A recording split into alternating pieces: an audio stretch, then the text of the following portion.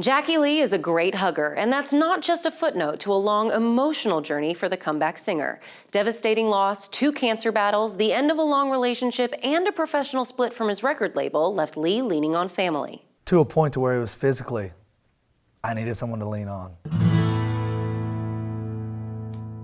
I'm Anya Hammer, and let's start this episode of Unfiltered right there, with the singer's double cancer diagnosis. First, it was testicular cancer in the fall of 2016, just months after cancer took his mother. 1 year later, he needed chemotherapy for cancer in his lymph system. It was a torturous, multi-month battle he thought he was prepared for. I sat with my mom through a lot of chemo sessions, right, and treatments, and I thought I had an idea of what she was dealing with, and then roles reverse and I'm in the chair. I had no clue what she was going through. And there is no way for anyone, I'm a firm believer, to know unless you experience it and have to go through it. There is no way you know.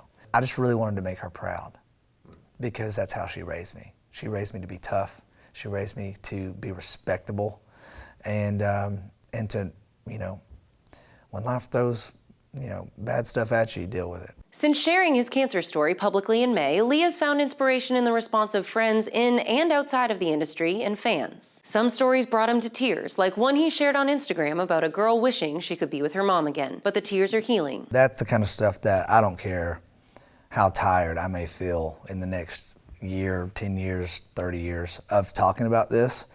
If it does that for someone and makes them feel like they can do it, then good Lord. Completely worth it. During his darkest hours, he leaned on lessons his mother taught him, as well as his dad, brother, and little sister. I love my family more than any of this, more than music, more than, getting to play music. I love them that much, and I would do anything for them. And my family has been thrown through some crazy, unfortunate events, but life is not fair, never has been, and it's never going to be for people. And it's not about what is thrown at you, I believe. This is all my opinion, so take it for what you will, but I do believe it's about how you react to it. And I'm thankful that I had people in my life that were ready to react with positivity and encouragement. One of those people was his roommate, songwriter Jared Mullins. It was right around the time that all my hair had started to fall out, Very serious, very unfortunate moment, right? And he walks into my bedroom and he goes, "Hey man, you should really think about getting your hair cut. It looks stupid," And I laughed. I'm laying in the bed, completely on my second round of chemo in the bed. I looked terrible. My beard was falling out. My hair looks terrible.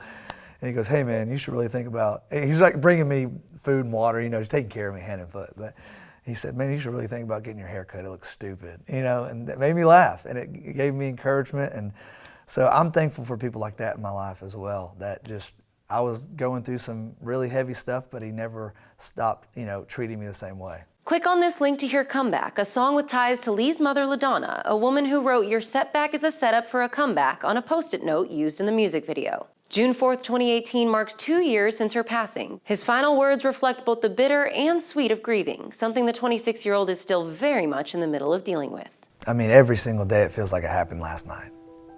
I'll never forget. We were on Charlotte Avenue, and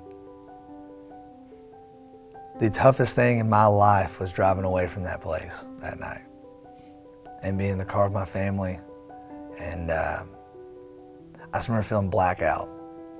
I just didn't really feel anything. And I drove to my home in Mount Juliet, and we just sat and we held each other all night long. And that feels like it happened last night, every day. I try to do something every day to honor my mom. Whether the latest thing I did was, someone said to me a couple days ago, they were like, "I'm really ashamed I never was able to meet your mom." And I said, "You want to meet her?" And they kind of looked at me strange, and I gave them a big hug. That's my mom, Thanks for watching this episode of Taste of Country's Unfiltered. For more, subscribe and then scroll this playlist of more powerful country music interviews.